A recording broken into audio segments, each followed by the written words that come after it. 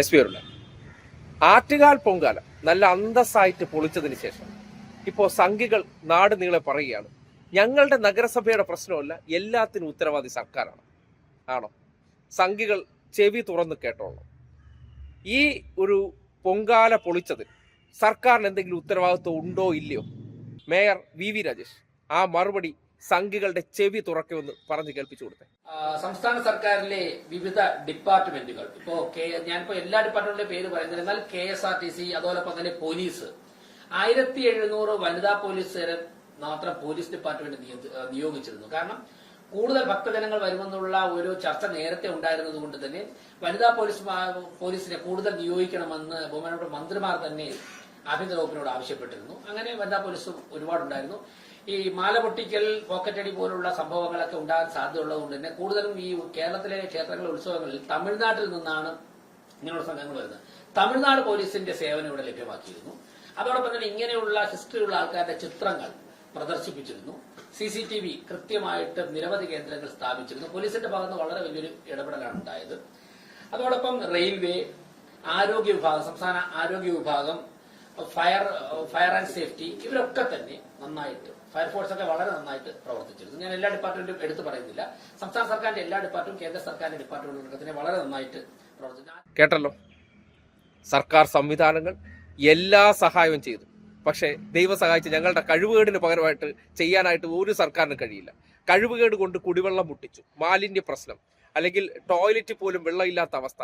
എന്തിനേറെ പറയുന്നു, ഈ ചരിത്രത്തിൽ ആദ്യമായിട്ട് പൊങ്കാലയിടുന്ന ആറ്റുകാലിന്റെ നട മുഴുവൻ ചെളിക്കുളം.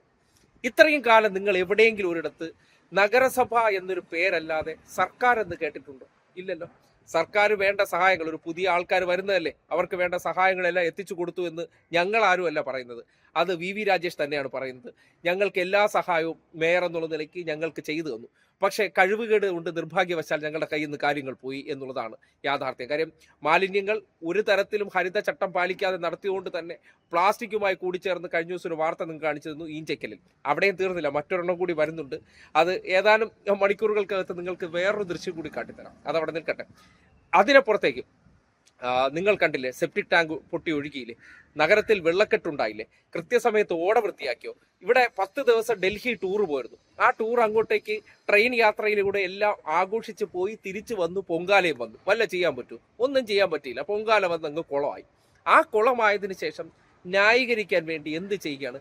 വെള്ളം തരാത്തത് വാട്ടർ അതോറിറ്റിയാണ്, ക്ലീൻ ചെയ്യാത്തത് തദ്ദേശ സ്വയംഭരണ വകുപ്പാണ്. അപ്പോൾ നിങ്ങളുടെ ജോലി എന്താണെന്ന് ചോദിച്ചാൽ, ഞങ്ങളുടെ ജോലി ഇതായി പൊങ്കാല നടത്തുന്ന ആൾക്കാർ ഞങ്ങളാണെന്ന രീതിയിൽ തമ്പ്രാക്കന്മാരെ പോലും പഴയ നാട്ടുരാജാക്കന്മാർ ഈ നാട്ടിൽ വല്ല ചെയ്യൂ, അല്ലെങ്കിൽ തമ്പ്രാക്കന്മാർ ഏതെങ്കിലും ചെയ്യൂ? ആരവിടെ? ഇങ്ങോട്ട് വന്ന് ഏതെങ്കിലും ഭൃത്യന്മാർ വന്ന് കാര്യങ്ങൾ ചെയ്യണ്ടേ? അതുപോലെ ഞങ്ങൾ ഇവിടെ ഇരുന്ന് കൽപ്പിച്ചുകൊണ്ടിരിക്കുമ്പോൾ സംഭവിക്കുന്ന കാര്യം എന്താണ്? അതാണ് സംഭവിച്ചത്. അതിനപ്പുറത്തേക്ക് ഒരു കാര്യം ക്ലീൻ ചെയ്തു. എവിടെ ക്ലീൻ ചെയ്തു? ഈ സ്റ്റാച്ചു മുതൽ കിഴക്കേക്കോട്ട വരെ ക്ലീൻ ചെയ്തു. അതിനെയൊന്നും നമ്മൾ ഇല്ല, ചെയ്ത കാര്യത്തെ ചെയ്തതെന്ന് തന്നെ പറയും. പക്ഷെ ഒരു കാര്യമുണ്ട്, കഴിഞ്ഞ നഗരസഭയെ കുറ്റം പറഞ്ഞുകൊണ്ടിരുന്നവർ, അവർ ചെയ്ത ഒരു കാര്യത്തിന്റെ 1 ഇഞ്ച് അപ്പുറത്ത് പോയി ചെയ്യാൻ പറ്റുമോ? അതിൽ നിന്ന് പല തരത്തിലുള്ള വീഴ്ചകൾ മാത്രമാണ് സംഭവിച്ചിരിക്കുന്നത്. കേരളത്തിലെ മാധ്യമങ്ങൾക്കുള്ളിലെ മാപ്രകളുടെ മാനസികാവസ്ഥയും ചെറിയൊരു വലതുപക്ഷവും സംഘപരിവാറും ആയതുകൊണ്ടും, പിന്നെ ഈ സവർണ മേൽക്കോയ്മയിലുള്ളവർ എന്ത് ചെയ്താലും നമ്മുടെ നാട്ടിൽ വാഴ്ത്തിപ്പാടാനായിട്ട് ചില മാപ്രകൾ ഉള്ളതുകൊണ്ട് ഈ തരത്തിലുള്ള ഒരു ഗതികെട്ട, അല്ലെങ്കിൽ ഇത്തരത്തിൽ ഒരു വലിയ പൊങ്കാല നടത്തി വലിയ പരാജയം ഉണ്ടായിരിക്കണം. അതിന്റെ പരാജയത്തിന്റെ വലിയ പ്രത്യാഘാതം ഇനിയിപ്പോൾ ഈഞ്ചക്കലുകാരൊക്കെ അനുഭവിക്കാൻ പോവുകയാണ്. അങ്ങനെ സകല മേഖലയിലും ഒരു തരത്തിലുള്ള മുന്നൊരുക്കങ്ങളുമില്ലാതെ എല്ലാം ചെയ്യാൻ ശ്രമിച്ചു. ഒന്നും അറിയില്ല, പക്ഷേ എല്ലാം അറിയാമെന്നുള്ള രീതിയിൽ ചെന്ന് കയറിക്കൊടുത്തു. പാർക്കിംഗ് ഫീസ് ആരാണ് നിയന്ത്രിക്കേണ്ടിരുന്നത്?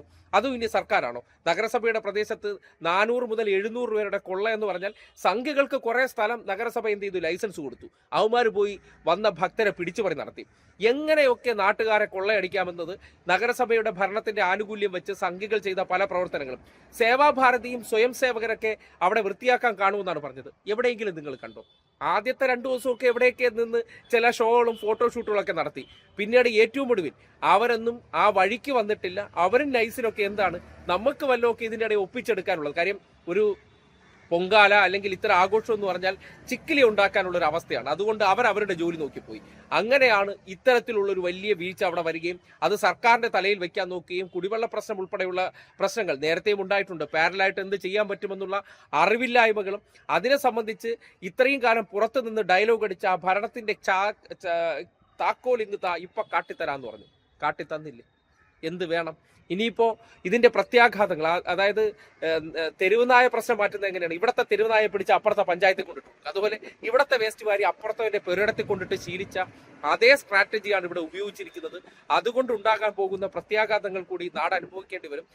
ആ സന്ദർഭത്തിലല്ല നഗരസഭയ്ക്ക് എന്തെങ്കിലും സർക്കാർ സഹായിക്കാതിരുന്നോ എന്നതിനെ സംബന്ധിച്ചുള്ള ഉത്തരം ഒരിക്കൽ കൂടി മേയർ പറയുന്നത് സംഖ്യകൾ ചെവി തുറന്നൊന്ന് കേട്ടോളൂ. സംസ്ഥാന സർക്കാരിലെ വിവിധ ഡിപ്പാർട്ട്മെന്റുകൾ ഞാനിപ്പോ എല്ലാ ഡിപ്പാർട്ട്മെന്റിന്റെ പേര് പറയുന്നില്ല, എന്നാൽ KSRTC അതോടൊപ്പം തന്നെ പോലീസ് 1700 വനിതാ പോലീസുകാരെ മാത്രം പോലീസ് ഡിപ്പാർട്ട്മെന്റ് നിയോഗിച്ചിരുന്നു. കാരണം കൂടുതൽ ഭക്തജനങ്ങൾ വരുമെന്നുള്ള ഒരു ചർച്ച നേരത്തെ ഉണ്ടായിരുന്നത് കൊണ്ട് തന്നെ വനിതാ പോലീസിനെ കൂടുതൽ നിയോഗിക്കണമെന്ന് ബഹുമാനപ്പെട്ട മന്ത്രിമാർ തന്നെ ആഭ്യന്തര വകുപ്പിനോട് ആവശ്യപ്പെട്ടിരുന്നു. അങ്ങനെ വനിതാ പോലീസും ഒരുപാടുണ്ടായിരുന്നു. ഈ മാല പൊട്ടിക്കൽ, പോക്കറ്റടി പോലുള്ള സംഭവങ്ങളൊക്കെ ഉണ്ടാകാൻ സാധ്യതയുള്ളതുകൊണ്ട് തന്നെ കൂടുതലും ഈ കേരളത്തിലെ ക്ഷേത്രങ്ങളിലെ ഉത്സവങ്ങളിൽ തമിഴ്നാട്ടിൽ നിന്നാണ് ഇങ്ങനെയുള്ള സംഘങ്ങൾ വരുന്നത്. തമിഴ്നാട് പോലീസിന്റെ സേവനം ഇവിടെ ലഭ്യമാക്കിയിരുന്നു. അതോടൊപ്പം തന്നെ ഇങ്ങനെയുള്ള ഹിസ്റ്ററിയുള്ള ആൾക്കാരുടെ ചിത്രങ്ങൾ പ്രദർശിപ്പിച്ചിരുന്നു. CCTV കൃത്യമായിട്ട് നിരവധി കേന്ദ്രങ്ങൾ സ്ഥാപിച്ചിരുന്നു. പോലീസിന്റെ ഭാഗത്ത് വളരെ വലിയൊരു ഇടപെടലാണ് ഉണ്ടായത്. അതോടൊപ്പം റെയിൽവേ, ആരോഗ്യ വിഭാഗം, സംസ്ഥാന ആരോഗ്യ വിഭാഗം, ഫയർ ആൻഡ് സേഫ്റ്റി, ഇവരൊക്കെ തന്നെ നന്നായിട്ട്, ഫയർഫോഴ്സ് ഒക്കെ വളരെ നന്നായിട്ട് പ്രവർത്തിച്ചിരുന്നു. ഞാൻ എല്ലാ ഡിപ്പാർട്ട്മെന്റും എടുത്തു പറയുന്നില്ല. സംസ്ഥാന സർക്കാരിന്റെ എല്ലാ ഡിപ്പാർട്ട്മെന്റും കേന്ദ്ര സർക്കാരിന്റെ ഡിപ്പാർട്ട്മെന്റും തന്നെ വളരെ നന്നായിട്ട് പ്രവർത്തിച്ചു.